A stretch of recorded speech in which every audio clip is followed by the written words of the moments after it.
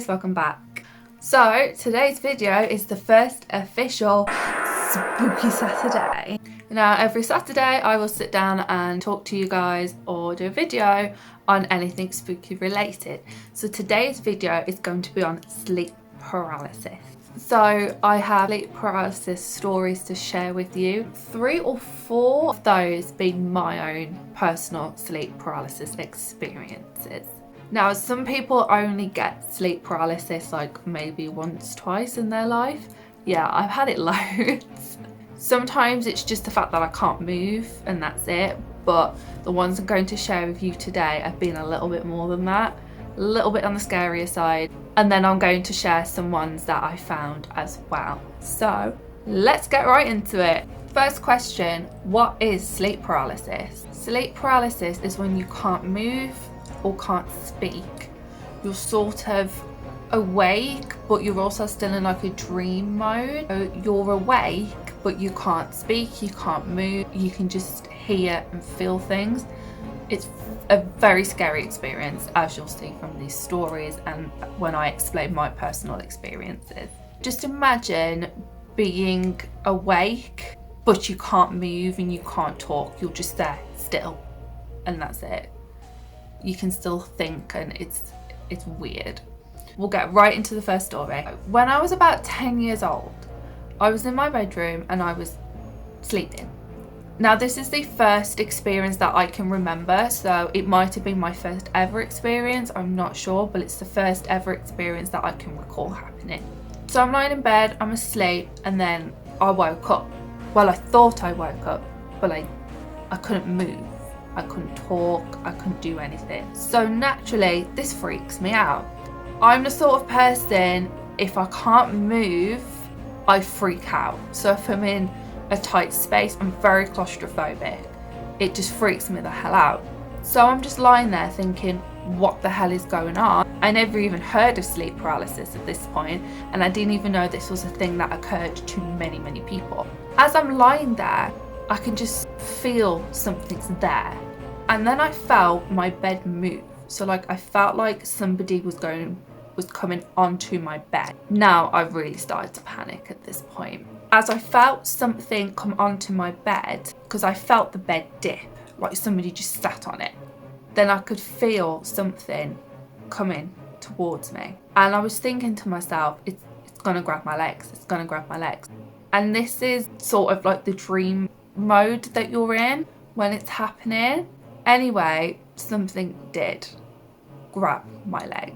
I felt it go like this up my legs and go like that. And at this point I woke up and I shot right up. And at this point I was too shocked and scared to actually try and scream at this point, even though I tried before, because something actually happened. I ran downstairs to my mom and I was just crying, and she was asking me what's wrong, and I explained it to her, and I remember just sitting on her lap like a proper baby, like I'm scared. Yeah, I refused to sleep in my room for like a fair few days. I slept in my mom's bed that night.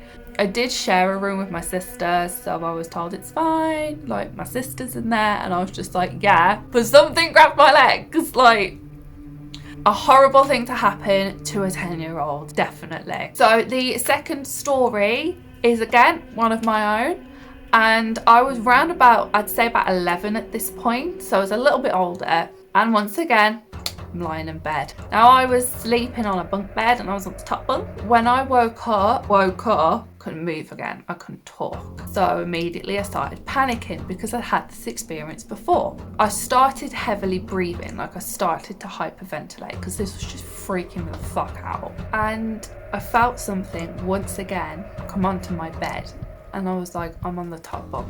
Nobody would even be close to my bed. And once again, I just felt like something was there.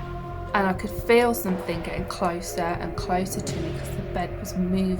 So like, say you're in bed and your partner just like rolls over or something, you know they're doing it because they're moving by you. This is how it felt. It felt like somebody was moving by me. And once again, I felt a hand go up my leg, and it travelled all the way up to my waist, and somebody was just holding my waist like this. And at this point I was like that, because nothing was coming out. So I'm trying so hard to scream for my mum, but it's hard because no matter how hard you try, nothing comes out. Just nothing. You're just like you can feel it in your throat, the words trying to come out, and nothing comes out. At this point, I hyperventilated to the point where I shot right up like this, and I was panicking. But this time around, it was early hours in the morning, and I didn't want to go and disturb my mom. Braved it, put a big girl face on, put my brave face on, and I tried to go back to sleep like nothing happened. But it was hard. I was just like absolutely terrified to go back to sleep because a similar thing happened in the same bedroom, in the same bed. So I was just like, this is just weird. I hate it. The third story is once again by me. So this happened in my adult life about a year and a half ago. My sleep paralysis seems to get worse as I got older. If I'm really tired and really stressed, I tend to go through it. Sometimes I can have it twice a week. Sometimes I could not have it for like 6 months and then I'll have it continuously. It depends. Anyway, so I'm lying in bed. My boyfriend's at work. He works late sometimes. And I can just feel like someone's there. Do you know when like somebody stands behind you and you just know that they're there? You can just sense that somebody's there. That's the feeling I got. Because I've been through this 1,000 times, I was like, great, here we go again. But at this point in my life, I do have really bad anxiety, so this made it worse. Most of the time when I have sleep paralysis, I just end up waking up having a panic attack because it's too overwhelming. Lying and I'm facing my window, so the door is to the back of me, and I just felt something watching me. As I tried to turn, I couldn't move. Freaking the fuck out. And once again, I felt somebody sit on my bed, and I sort of just felt something shuffle over to me and then just sort of like put their arms over me like they were giving me a hug, like they were trying to spoon me. And once again, I'm freaked out, thinking, has Liam just got home? Liam is my boyfriend. But no, because I hyperventilated to the point where I shot right up and had a panic attack because somebody was holding me, but there was nothing there. I stayed awake until Liam got back and I told him, and he was like, it's okay, you're not on your own now. It seems to be that I feel something come on the bed, and then I can feel hands and movement, and it's just freaky.